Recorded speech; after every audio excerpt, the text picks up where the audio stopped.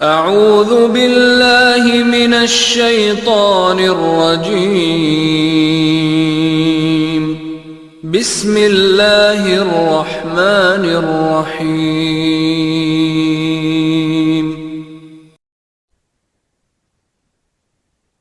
Assalamu alaikum. So today we have to study about the ultrasound and abdominal ultrasonography. Basically, in ultrasonography, we use the property of sound waves, and the property of sound waves depends upon that we have to get the image of the real-time image of the object or organ of the body. So this type of property of the abdominal, sound waves which we use is that a human ear can detect the frequencies of 20 to 20,000 hertz. So जो उससे ऊपर जितनी भी sound की range होगी उसको हम ultrasound कहेंगे और it is used for both diagnostic and therapeutic purposes. Most diagnostic instruments use the sound in the range of 1 to 10%. So ultrasound जो है ये frequency above 20 to 20,000 hertz use करेगी. So basically what ultrasound are based on कि जो technique है ये जो imaging technology है इसमें हम बेसिकली यूज़ क्या करते हैं. Ultrasound waves need medium for travelling. So इसके लिए जो है velocity of sound is constant in soft body tissue but increases with intensity of medium. कि अगर कोई सॉफ्ट टिश्यू है सॉफ्ट ऑर्गन है उसमें जो वेलोसिटी है वो तो कांस्टेंट रहेगी but in the case of a medium depending upon the medium ये वेरी करेगी और ये ज़्यादा होती जाएगी. Like if you C in this table तो एयर की जो डेंसिटी है वो 331 जो है वो मीटर पर सेकंड है. उसके बाद जो लिवर है उसकी मज़ीद बढ़ गई और बोन की बहुत ज़्यादा हो गई है. सो जितना डेंस कोई एरिया होगा या ऑर्गन होगा उतनी ही ज़्यादा उसकी वेलोसिटी होती जाएगी. सॉफ्ट टिश्यू में या एयर में कम और बोन या डेंस टिश्यूज़ में ज़्यादा. So basically what is ultrasonography is a non-invasive imaging modality using high frequency sound waves. So basically this is the kind of imaging technology or investigation or imaging modality in which we use the high frequency sound waves. In using that property of sound waves, we use it for diagnostic and for therapeutic purposes. Like for diagnostic, we use tomographic imaging of soft tissues to quantitate the functional movement of organs, to measure the size of organ, blood flow with the color Doppler, and to assess the fetal age. And for therapeutic, like in HIFU, it is knife-less surgery. That's why we call that this is non-invasive imaging modality. In physiotherapy and in lithotripsy, where various kind of stones in the body organs are broken down, तो ये जो है एक invasive procedure में कोई भी जो है आपका मैनिपुलेशन होती है इसमें जो है कि नॉन इन्वेसिव टेक्निक है तो इसलिए किसी किस्म की कोई इन्वेजन नहीं होगी बॉडी में. So what do we use that attenuation, that ultrasound beam is attenuated as it travels. Attenuated here you can say that attenuation means that it is weakened down as it travels through the tissue. So echoes are reflected back through the transducer and factors contributing the attenuations are. So what we want to say कि इसमें एक आपके पास जो है वो probe as a transducer काम करता है. Transducer is that kind of object which converts one type of energy into another type of energy. So here we use the sound waves or sound energy into imaging modality. So आपने sound waves को use करना है, उसकी properties को utilize करते हुए आपने various images of the body लेने हैं और उसके बाद उसको आपने कन्वर्ट करना है एक रियल टाइम इमेज में. So energy in ultrasound beam is absorbed by tissues and is converted into heat. कि आप उस एनर्जी को, this is the main role of the transducer. उसका काम ये है कि उसने एक जो है एनर्जी या टिश्यू बीम जो है उससे टिश्यू में एनर्जी को अब्जॉर्ब करवाना है और उसको हीट में कन्वर्ट करना है, विच is the basis of therapeutic ultrasound. So basically transducer probe जो है वो ट्रांसड्यूसर का काम करता है जिसका मेन पर्पज़ है वन काइंड ऑफ एनर्जी को कन्वर्ट करना इनटू अनदर काइंड. सो हम प्रोब के ज़रिए उस एनर्जी को कन्वर्ट करके मॉनिटर पे एक रियल टाइम इमेज में विजुअलाइज करते हैं. So here we will study the property of sound waves which we utilize in the ultrasound machine or imaging modality, this imaging modality, and the other part are the various type of probes which we use in the ultrasound. So what is the acoustic impedance, which is also denoted as Z? It is the resistance offered by tissues to the sound waves. So जितनी dense एक tissue होगी उतनी ही resistance वो offer करेगी. So Z of the tissue या acoustic impedance of the tissue is equal to tissue density multiplied by velocity of sound in that tissue. So ये भी velocity की तरह ही, अगर कोई चीज़ जो है वो soft है या air है तो वो उसकी acoustic impedance कम होगी और bone की acoustic impedance जो है वो ज़्यादा होगी. It is directly proportional to the velocity of sound. So what is the reflection? It is the basis of diagnostic ultrasound के थेराप्यूटिक में हम यूज़ कर रहे हैं इसकी एब्जॉर्प्शन की प्रॉपर्टी कि हमने एक अल्ट्रासाउंड की टिश्यू को टिश्यू में की अल्ट्रासाउंड बीम को टिश्यू में एब्जॉर्ब करवाना है और उसको हीट में कन्वर्ट करना है. लेकिन जो इसका रिफ्लेक्शन की प्रॉपर्टी है वो हमने बेसिकली डायग्नोस्टिक पर्पज के लिए यूज़ करें जिसमें हमें एक इमेज चाहिए होता है. लाइक यू कैन से कि हम जो प्रॉपर्टी ऑफ एब्जॉर्प्शन है वो यूटिलाइज करते हैं लिथोट्रिप्सी, जिसमें हमने किसी स्टोन को ब्रेक डाउन करना है, या which is also use in physiotherapy and नाइफ्लेक्स हाइफो में जो हम यूज़ करते हैं, हम उस हीट को बॉडी में एब्जॉर्ब करवाना चाह रहे होते हैं. But in the case of reflection हम डायग्नोस्टिक प्रॉपर्टी को यूज़ करते हैं साउंड वेव की, जिसमें sound waves are reflected back towards the transducer की वेव जनरेट होती हैं, वो उस बॉडी के पार्ट को जो है वो हिट करती हैं, उसके बाद वो रिफ्लेक्ट बैक होती हैं. यही काम होता है ट्रांसड्यूसर का कि वो वन काइंड ऑफ एनर्जी को कन्वर्ट करता है into another kind of energy to echo. It occurs if the two adjacent tissues have different Z acoustic impedance, occurs at patient transducer interface, poor coupling incidence angle. So this property is basically determines the percentage of reflected beam as it passes from one tissue to another tissue. This is the basis of diagnostic ultrasound. But is scattering कि अगर जो है वो beam encounter करती है irregular surface के साथ, तो फिर जो है angle of US beam interacting with this interface results in the scattering in all direction, कि वो जो है हर तरफ जो है वो उसका स्कैटरिंग हो जाती है, जो which is the cause of artefact, जिसकी वजह से हम बाज़ बात आर्टिफैक्ट भी देखते हैं. आर्टिफैक्ट को हम कह सकते हैं कि एक डिफेक्ट है अल्ट्रासाउंड में या इमेजिंग में, कोई फॉल्स पॉजिटिव अगर कोई वैल्यू आती है तो that will be the cause of scattering. कि आपकी साउंड वेव की प्रॉपर्टी जहाँ बहुत सारी उसकी डायग्नोस्टिक और थेरेप्यूटिक प्रॉपर्टीज़ हैं, वहाँ उसकी एक प्रॉपर्टी जो है वो डिफरेंट किस्म के फॉल्स इंप्रेशंस भी देती है, जिसको हम आर्टिफैक्ट का नाम देते हैं या डिफेक्ट का नाम देते हैं. So what is the type of refraction property of the sound waves? जब साउंड वेव जो है वो बेंड होती है किसी कर्व्ड सरफेस पे, तो एक एंगल ऑफ इंसिडेंस बनता है उस जगह पे, like this affects both transmission and reflection, और ये भी आर्टिफैक्ट क्रिएट कर सकता है. So this is also the basis of creating the false impression. और ट्रांसमिशन की जो प्रॉपर्टी है साउंड वेव की, when the tissue at interface are same allow the penetration of depth, तो ये प्रॉपर्टी भी हम यूटिलाइज कर सकते हैं. So what are the components of ultrasound machine? Basically, we have transducers, which are also called probes, control panel, computer, printer, and coupling gel. आपके पास एक probe होता है, आपके पास एक कंट्रोल पैनल होता है जो आपकी मशीन के ऊपर बना हुआ है, आपके पास एक कंप्यूटर की स्क्रीन होती है, एक प्रिंटर होता है जो आपका इमेज जनरेट करता है, और कपलिंग जेल होता है. So what are the transducers? Basically the function of transducer is to send and receive signals.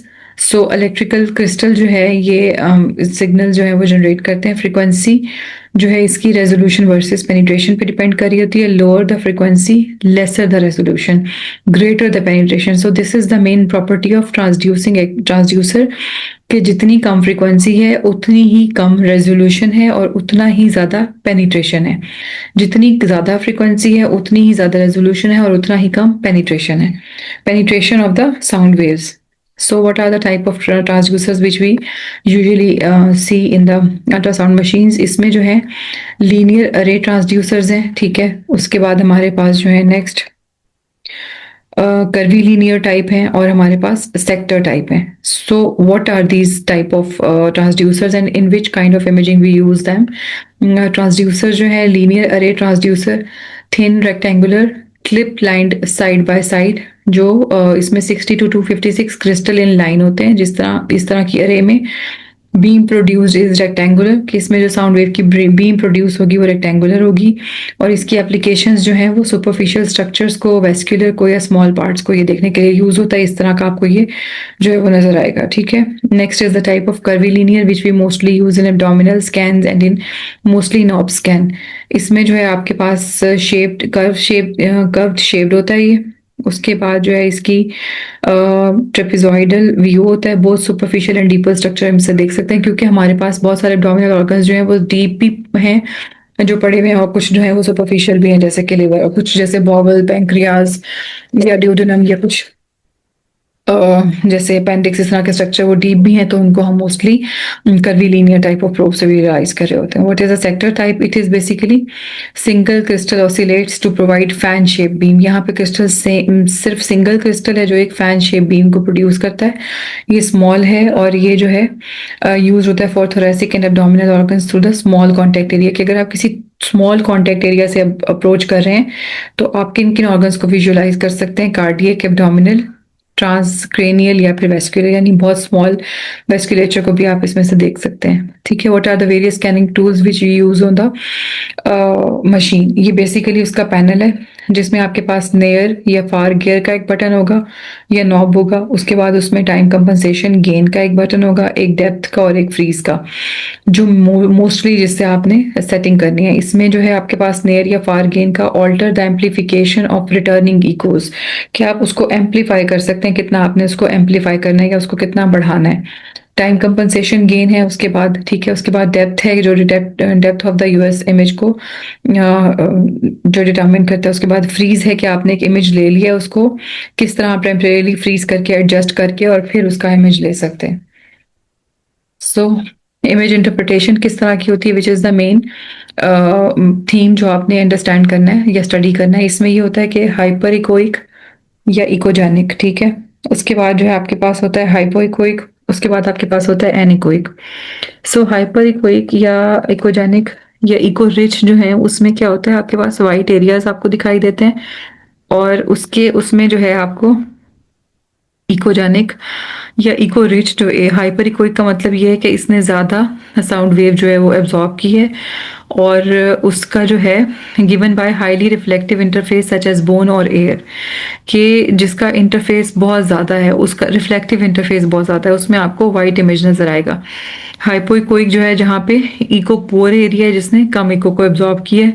So given by the interface of the moderate reflection, तो ये जो है ये मोस्टली आपको ग्रे एरिया या हाइपोइकोइक नजर आएगा. उसके बाद जो है आपके पास डार्क एरिया है, ब्लैक एरिया जो एनिकोइक है, जिसमें जो है echo free area denotes the complete transmission of sound as through the fluids, कि वैसे का वैसा वो आपको वापस आएगा तो वो आपको ब्लैक नजर आएगा. जैसे कि ब्लड वेसल्स आपको नजर आएंगी तो बिल्कुल ब्लैक स्पॉट की तरह नजर आएंगी. So the structure of the tissue rather than the tissue type पे डिपेंड करता है.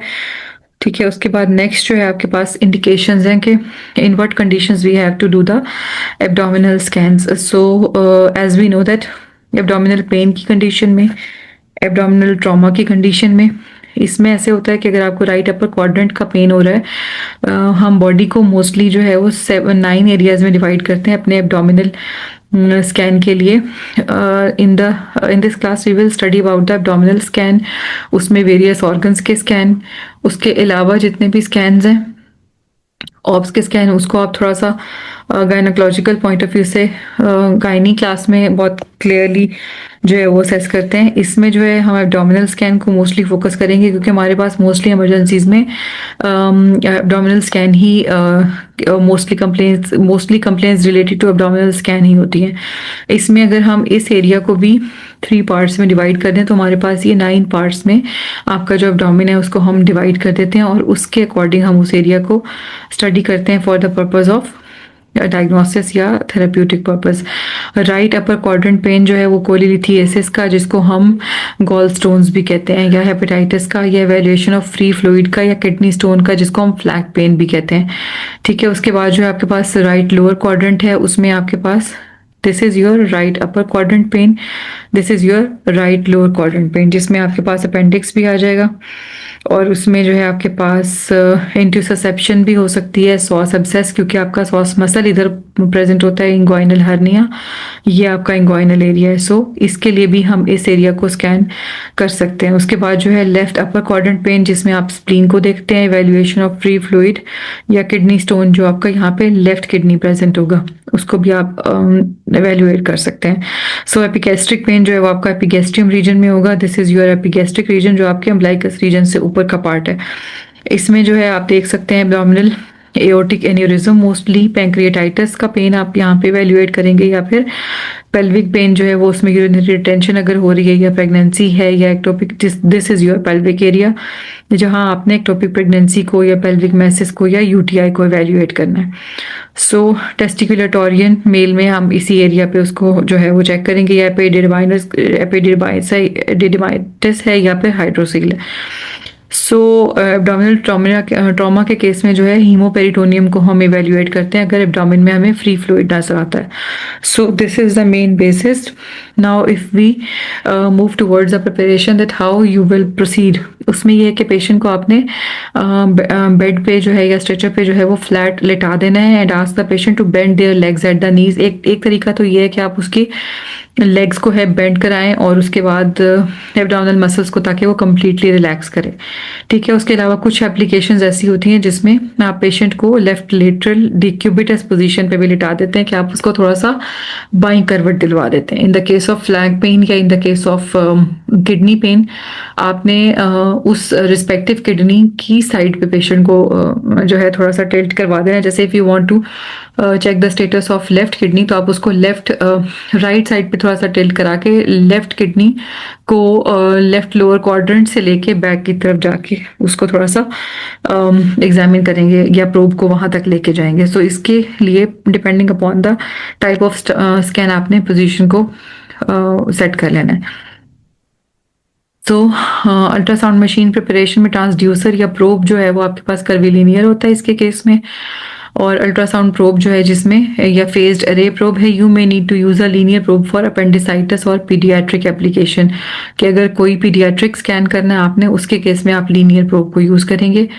और प्री सेट जो है वो आपका एब्डोमेन पे आपने करना है। उसके बाद मशीन प्लेसमेंट जो है वो इस तरह होनी चाहिए कि आपकी राइट साइड पे जो है वो पेशेंट के आपको स्क्रीन हो और उसके साथ आप पेशेंट के फेस और स्क्रीन दोनों को देख सकें, ताकि in case of swear manipulation जहां आपने थोड़ा सा डीप डिग इन करना है प्रोब को, तो उसमें आप पेशेंट के फेस को भी इवेल्युएट कर सकें कि उसको either you are not giving him pain, कि उसको किसी किस्म का कोई पेन नहीं हो रहा, किसी किस्म की परफोरेशन को आप इस मेथड से भी रूल आउट कर सकते हैं कि अगर पेशेंट पेन फ्री है तो यू कैन से कि इस किस्म का कोई एज सच उसको प्रॉब्लम नहीं है। But in the case of pain उसको उसके फेशियल एक्सप्रेशन से आपको इस चीज का अंदाजा हो जाएगा।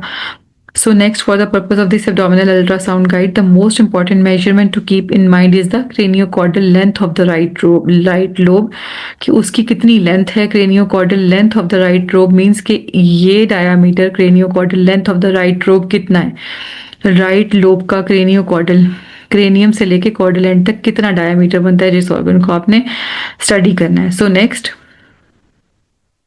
जो है इसमें ऑल्दो अब हम अगर लिवर के स्कैन की तरफ आएंगे, क्योंकि एब्डोमेन में सबसे मेजर ऑर्गन जो है वो लिवर का स्कैन है, तो उसके लिए जो है हम एब्डोमेन में first of all liver scan को स्टडी कर रहे हैं।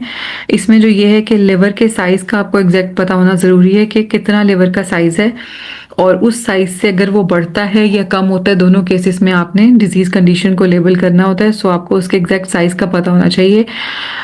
इसका साइज जो है वो पेशेंट टू पेशेंट वेरी भी करता है, डिपेंडिंग अपॉन द सेक्स, और इन द फीमेल भी वेरी करता है। It should be less than 16 centimetre in this dimension which is craniocaudal dimension we are studying. So this correspond to रफली 5th to 11th right intercostal space. इसमें जो है आपके पास 5th से 11th right intercostal space में this is your craniocaudal diameter of the liver. This is the body markers, like this is your nipple line.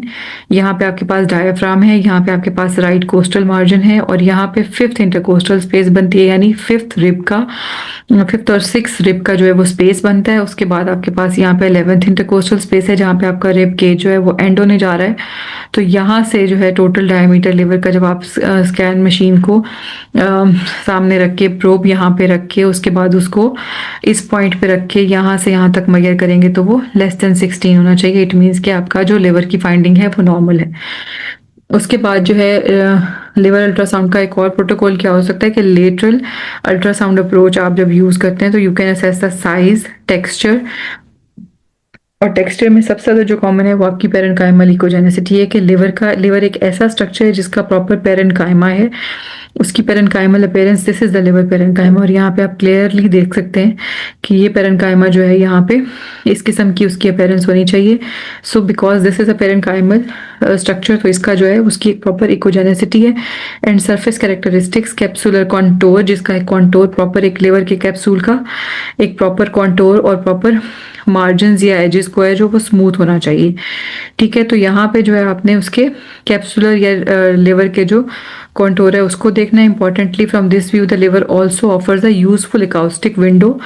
इकाउस्टिक window की हमने बात की थी कि अगर हम किसी एक ऑर्गन को विजुअलाइज करते हैं तो दूसरा ऑर्गन अगर उसकी इकाउस्टिक इम्पीडेंस का आपको पता है तो वो एक विंडो प्रोवाइड करता है दूसरे अपने अंडरलाइंग स्ट्रक्चर्स के लिए, कि यहाँ पे हम लोकलाइज कर लेंगे कि ये this is the acoustic window of liver. तो उसके साथ साथ राइट इंटरकोस्ट राइट जो है हमारे पास क्वाड्रेंट, उसमें कौन कौन से और ऑर्गन्स हमें मिल सकते हैं, जैसा कि एओर्टा है, इंफीरियर वीना केवा है, हेपेटिक वेन्स है और पोर्टल वेन्स हैं। सो position your probe on the patients right in the mid axillary line, कि आपने मिड एक्सिलरी लाइन पे, this is your mid axillary line, तो यहाँ आपने पोजीशन जो है उसको पेशेंट की जो पोजीशन है उसको किस तरह रखना है कि आपने know this was not the slide.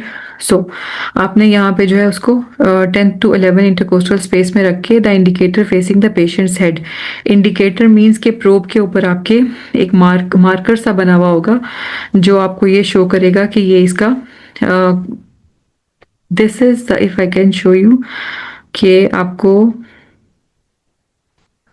Probe के फ्रंट पे आपको एक इंडिकेटर फील होगा जिसको आपने पेशेंट के जो है वो बिल्कुल फ्रंट पे रखना है। और उसके बाद आपने क्या करना है कि indicating facing the patient's head, if possible ask your patient to hold their right arm above their hand which will be the ideal position. कि अगर आप पेशेंट को ये कहेंगे कि वो अपना राइट आर्म जो है वो अपने हेड के साथ जो है वो एलिवेट करके लेके जाए, इस तरह जो है आपकी कोस्टल स्पेस भी क्लियर हो जाएगी और जो आपका लिवर का जो इमेज है वो भी बहुत क्लियर नजर आएगा आपको। Now visualise the diaphragm, liver and right kidney in the long axis, के अब आपने लॉन्ग एक्सिस पे लिवर को, राइट लंग को, राइट किडनी को, स्पाइन को इस तरह से असेस कर लेना है। उसके बाद ribs, if the ribs are blocking a good view ask the patient to hold a deep breath. कि अगर आपको ऐसे लगता है कि कोस्टल मार्जिन और लिप्स की इंटरकोस्टल स्पेसेस जो हैं वो आपके उसके इमेज को ब्लॉक कर रही हैं, तो आपने पेशेंट को ये कहना है कि वो थोड़ा सा सांस रोके, उसके बाद जो है आपने इंटरकोस्टल स्पेसेस में इसको विजुअलाइज करना है। Try rotating your probe obliquely to align with the intercostal spaces as well, कि आप जैसे ही उसको रोटेट करते जाएंगे और विजुअलाइज करते जाएंगे। This is again the slide जिसमें आपको रफली एक लिवर का टोटल जो इंटरकोस्टल स्पेसेस हैं वो दिखाई हैं। अब उसके बाद जो है I will show you in this picture, this is the portal tried, जो हम थोड़ा सा आगे गॉल ब्लैडर को स्टडी करते हुए इसको देखेंगे। सो this is about the common bile duct, इसका बिलियरी ट्रैक्ट के साथ एक लिंक है। So this is about the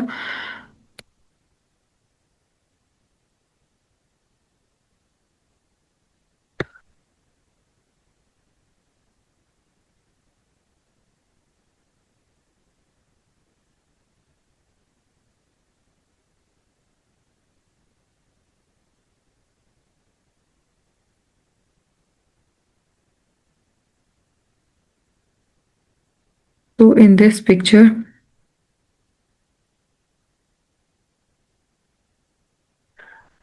okay,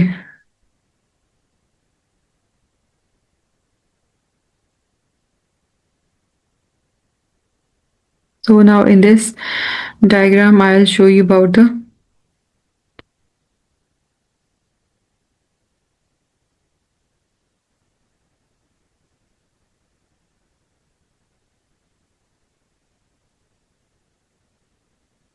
again about the abdominal ultrasound, basic principles of ultrasound and the advantages of ultrasound.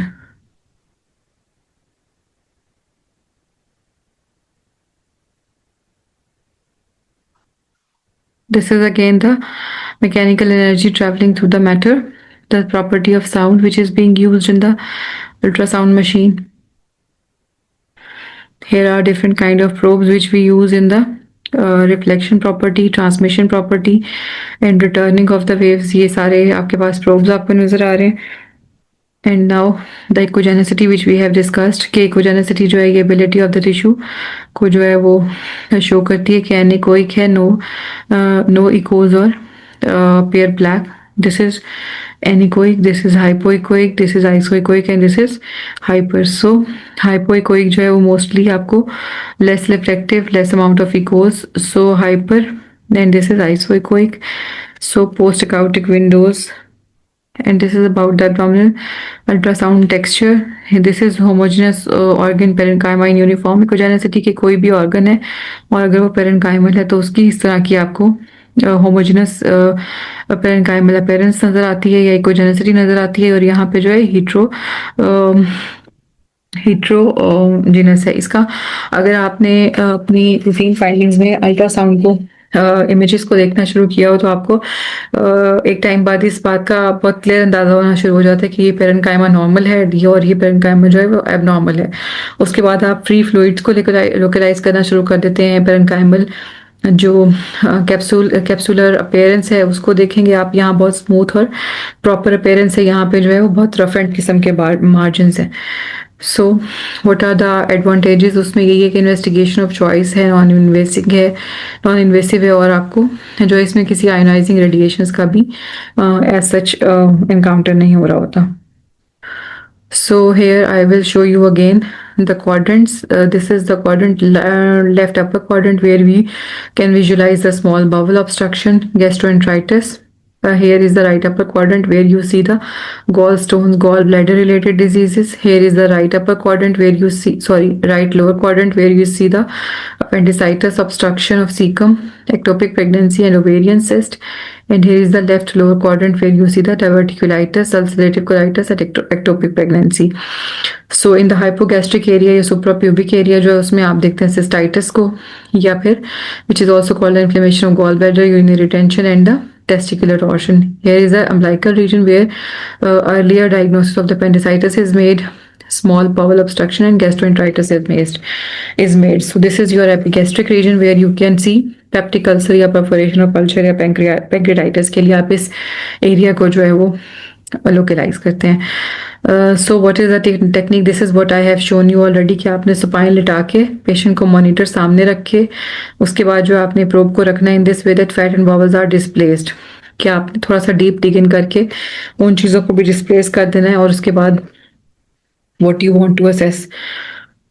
So these are the acute abdominal conditions which we will study in other lectures, but I just want you to show about the conditions in which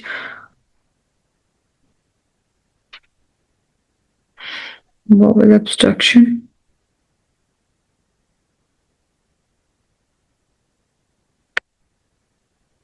So this is all up till now.